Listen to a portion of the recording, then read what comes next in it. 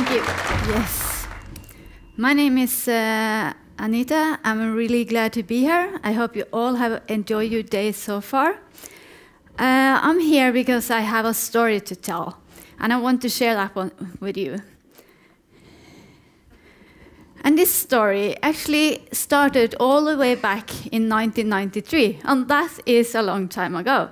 But that was the year where we wrote the first line, I wasn't part of that, but the first line of code was written in an application called Energy Boss. Actually, it was called Gazelle back then, but it's the same application as it's called Energy Boss today. And Energy Boss is one of the applications of the IT portfolio of Equinor. Actually, it was called Statoil back then. My company changed name last year, but it's the same company. And this Energy Boss was kind of the guardian angel for our business users because they needed help with their gas sales agreement and the gas cost agreement, and especially the gas sales agreement had a lot of details in them. Some of them was lasting for 25 years. And then it came more and more agreement was entering into this solution and should be supported. And with this, it came more and more rules into the Energy Boss solution for making invoices so we could get paid for the gas that was sold. But Energy Boss was much more than invoicing. Actually, it was about this amazing functionality that the user needed. They want to be able to set up a template that defines how to account these invoices. Because in these big companies, if you don't have your accounting book correct, then you are in trouble. So this functionality was really important. So it was a financial services part too. And what it does, it takes an invoice and it takes this accounting template and it calculates the vouchers. And the voucher has voucher lines, and these lines are translated to detailed transactions that are sent to SAP, the central accounting solution.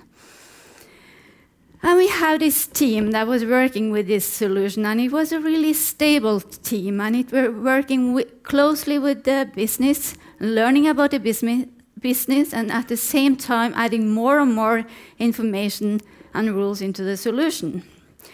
But then, a part of a big, huge company, there are these cooperative initiatives that was popping up once in a while that say, oh, this is about invoicing standard processes, about financial services standard processes. We can probably just replace it by a standard solution. Maybe we should put everything into SAP. But those discussions became just that. They ended in the discussion phase because when they dig a bit deeper, they figure out this was really core information and core functionality for the user. And I guess that is the reason why Energy Boss is here today in a story in a DDD conference. And then the year went by, and they were adding more and more information and rules. And it was earlier today we heard about this importance of refactoring. I can tell you one thing. The tool that was used didn't allow us to do any refactoring. So it was just growing, becoming bigger and bigger and becoming this huge giant. But luckily, the team that was working with this, and I was part of the team, so we didn't look upon it as a big ball of mud. We said we have this big ball of value, and we want to take care of it, and we tried to make automatically test support. But we did not manage with the tool we had. So we were there, and we delivered about 2 main deliveries a year. And for each delivery, it was a month of this regression test. It was the most boring time of the year, doing all this testing. But that's what you need to do when you are going to move a giant like our Energy Boss. And then it was at the same time, it was a demand in the company. Everybody should code. Me, for instance, I've been a business analyst and doing usability stuff, and now I needed to code. But who dared to start coding on this incredible complicated calculation when you have no test support at all? And then it was also a push, of course, to deliver often. And we wanted to do this, but how? And so we started to study in the team. We had this DDD book, and we read a chapter, and we discussed, and we tried to learn it, but we didn't have the possibility to do it in real life. But then two good things happened. The first was that it was a technical risk assessment. And there became a project. They say, okay, this financial service part, due to a technical risk, we need to rewrite the server side. And looking at this figure earlier today with all this, how the old code was tangling together, we didn't need to do all that because we were going to rewrite. And I feel we were in a kind of quite lucky with that. And at the same time, we should try to move the invoicing and the financial services as far away from each other as possible, but we didn't have the budget to cut it in two.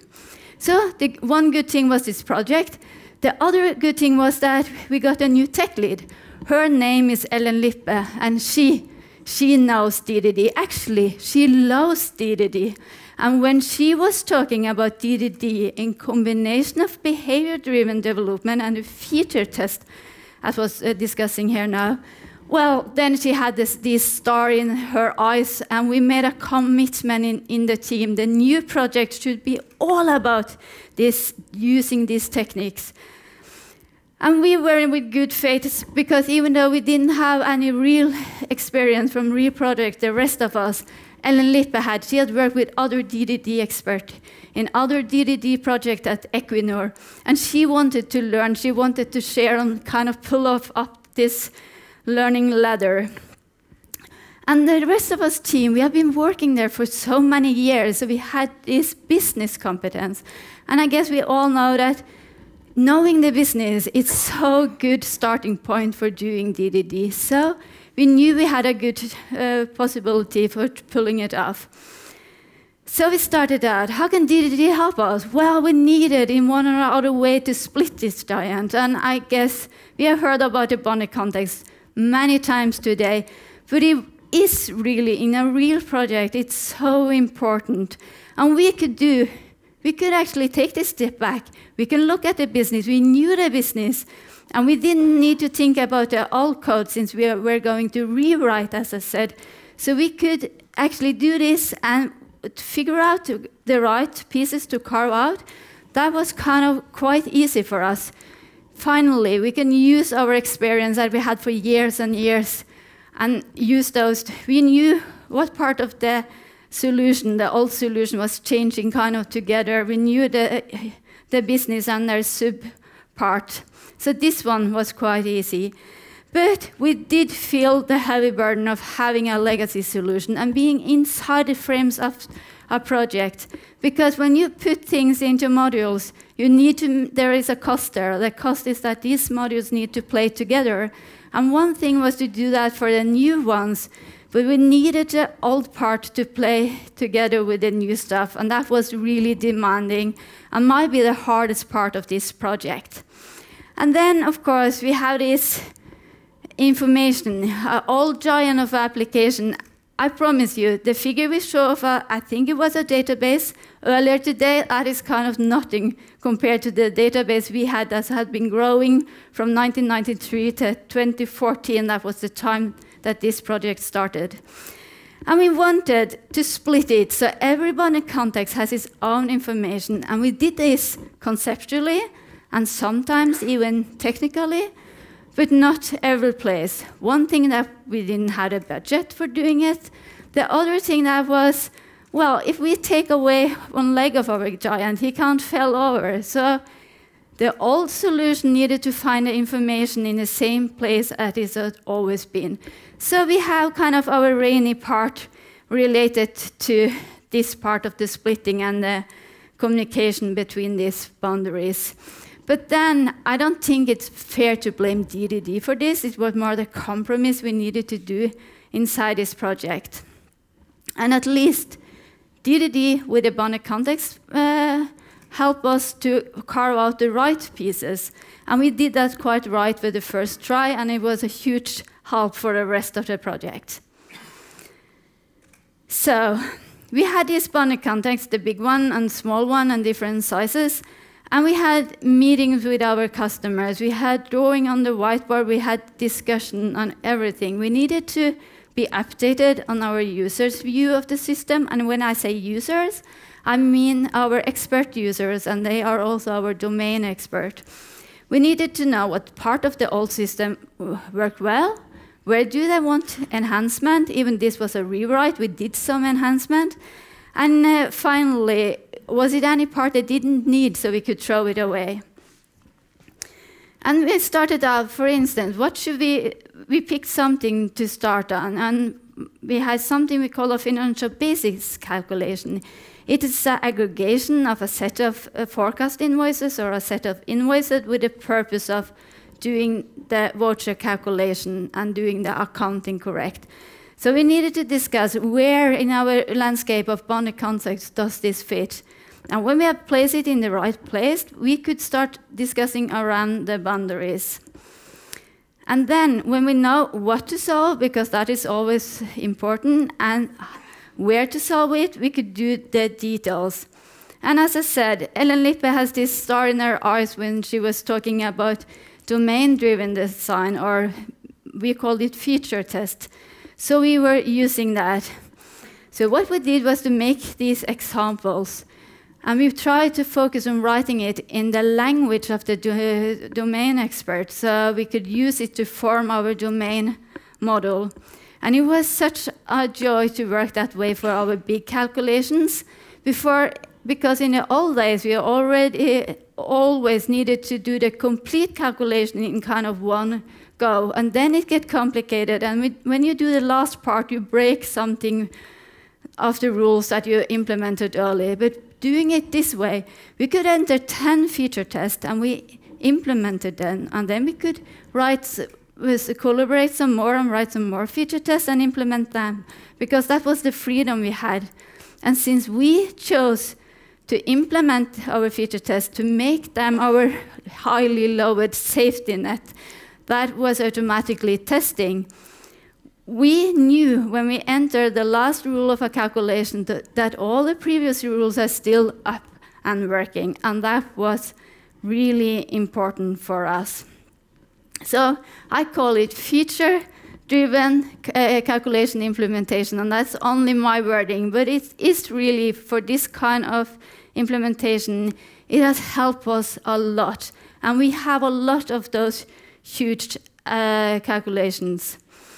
So we had our big building blocks with a bonded context, and we had our small building blocks with a feature test. And that was some of the tools that we got from DDD. But of course, it's not enough to only write those feature tests and use those to shape your domain model, because we did that and it worked well. But we had some old habits we needed to change, because most of us in the team has been working with other tools for years and years, and some haven't been coding for years, so we needed to watch each other and help each other to make it better and better.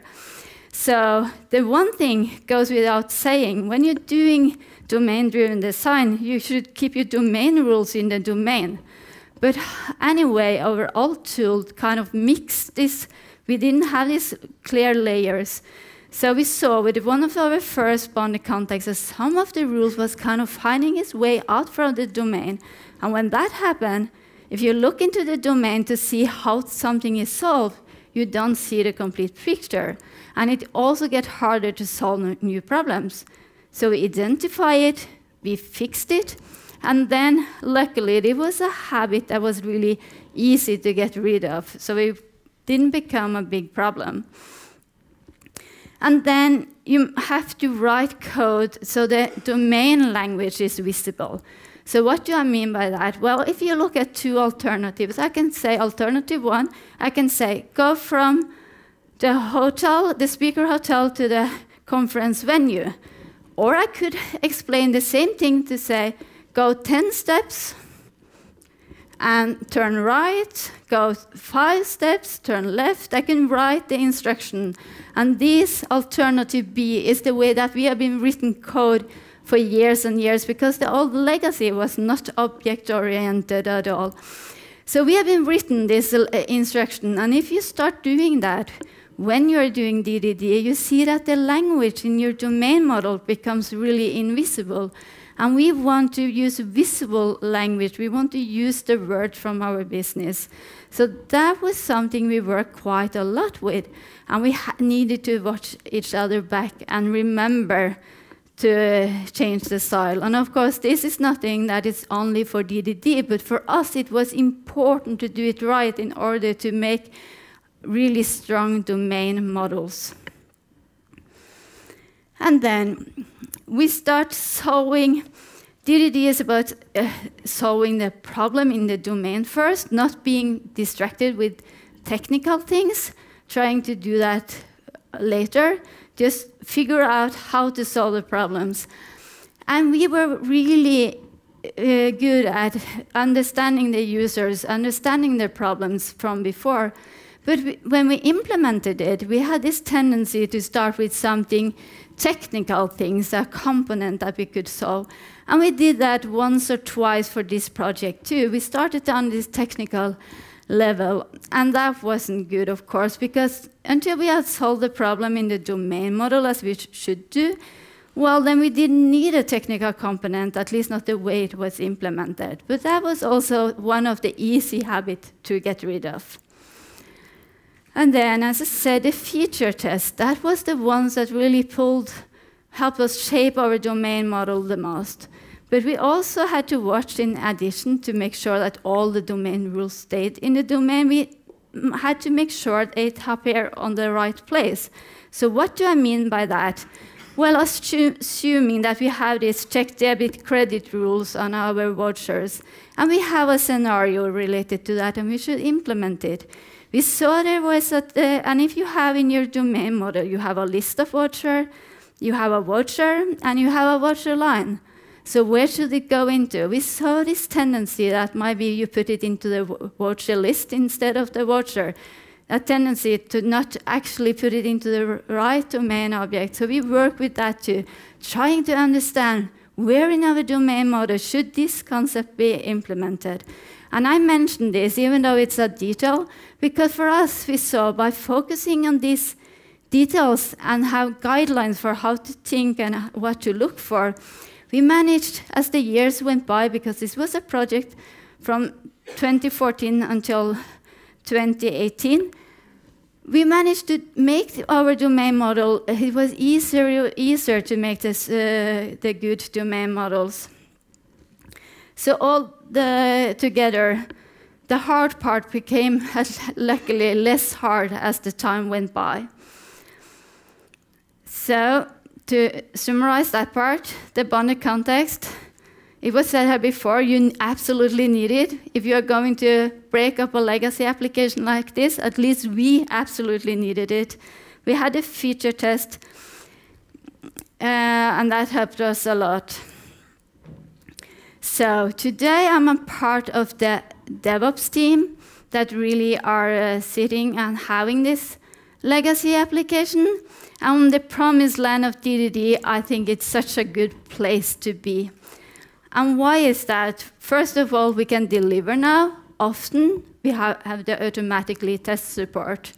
But it's more than that. It's the fact that I know the solution, and I know our domain models. I know their weaknesses, and I know the part that are working really well.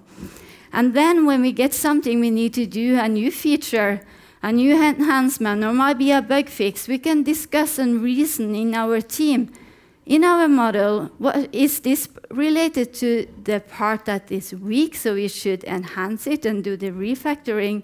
Because I think I forgot to mention that when we started with a feature test to shape our domain model, we started out and we had this mindset of doing the refactoring of the domain model.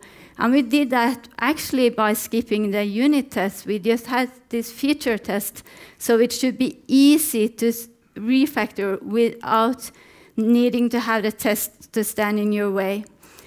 So we can refactor the model, and we do that still in the DevOps team if needed. And this promised land of DDD is such a much better place to be than what we were before.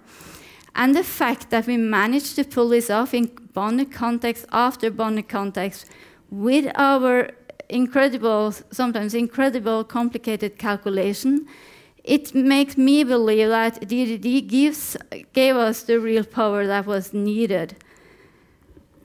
And I could have kind of ended my story here, But I will not like to do that because I want to have a kind of a prologue to include too. Just because that was such an experience that I had that made me, that showed me the DDD power in just another way than none of the other bonded contexts had done. And that is in the accounting bonded context. It's quite fun in a way because you always heard about accounting isn't DDD. But as I explained early in this talk, accounting in this context is something else than what SAP does. Here we had this calculation, as I mentioned, we have this invoice and we should make the voucher. And it was really important and it's quite complicated. We had around 500 feature tests to guide this calculation because what it does for the users is that when new business opportunities comes along, they can just set up this accounting template without help from IT. And then they can do the accounting correctly, so it's easier for them when they get new business opportunities. So we started out, this was a more complex domain, so we didn't just do the feature test to shape our domain model. We actually did quite a bit of on the whiteboard, working with different models, working to figure out one that we felt was useful. And when we had done this accounting, we put it into production. We felt the model was good and useful, but still, how do you know? And we knew that there were two other scenarios coming around the corner.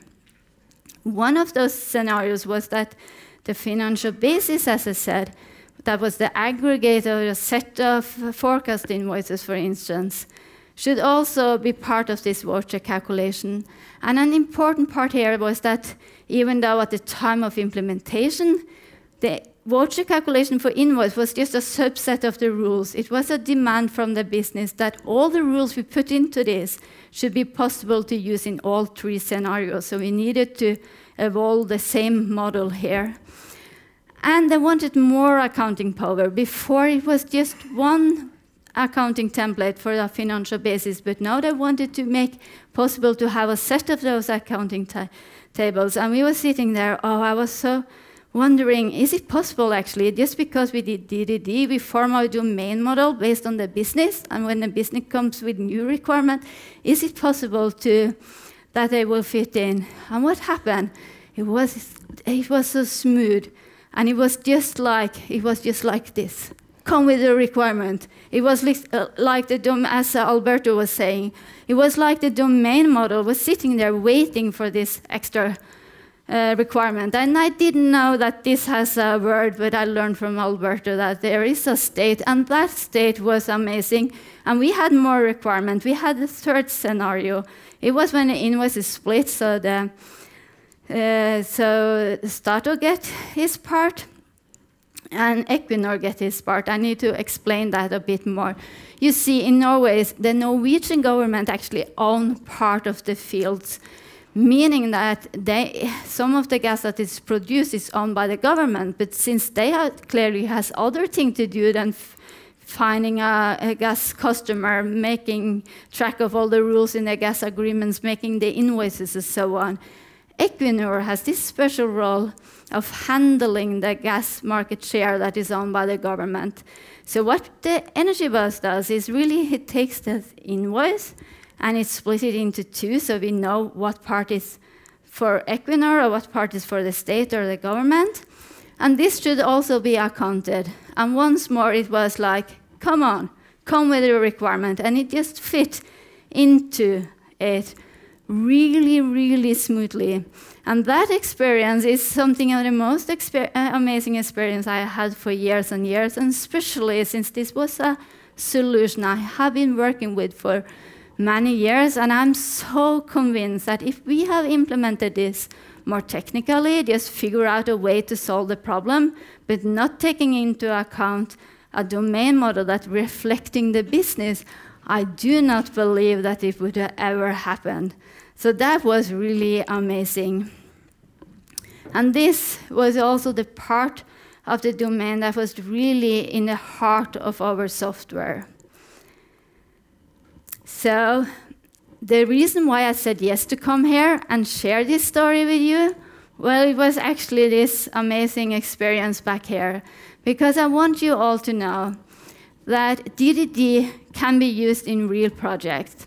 I can tell you that our team, we were not the dream team when we started. Yes, we had this business competence, but as I told you, there was a lot of technical things and a lot of around DDD we didn't know. So our feature test will never ever win a beauty competition. And our domain model are not kind of the perfect one, but even Eric Evans says that the main point is not always to make things perfect, it's you have to be able to deliver. And we did actually deliver this project, breaking up kind of half of this giant monolithic application in a time frame of about 4 years inside the budget. And I'm incredibly happy that I managed to be part of that team because it was such a good way of working and I had so much joy on the way. And also, when we did this, there was project coming along, and we had to stop this project because it comes some government reporting that was more important. So we were a team that are working in the condition I think most teams are doing because there are shifting requirements. And then DDD also helped us because we knew we are working inside this bonded context now, so we can finish this or put it on hold, but we are not kind of renovating the house and we do all the ceilings first and all the floors afterwards, because that was, as I said, a really hard part here.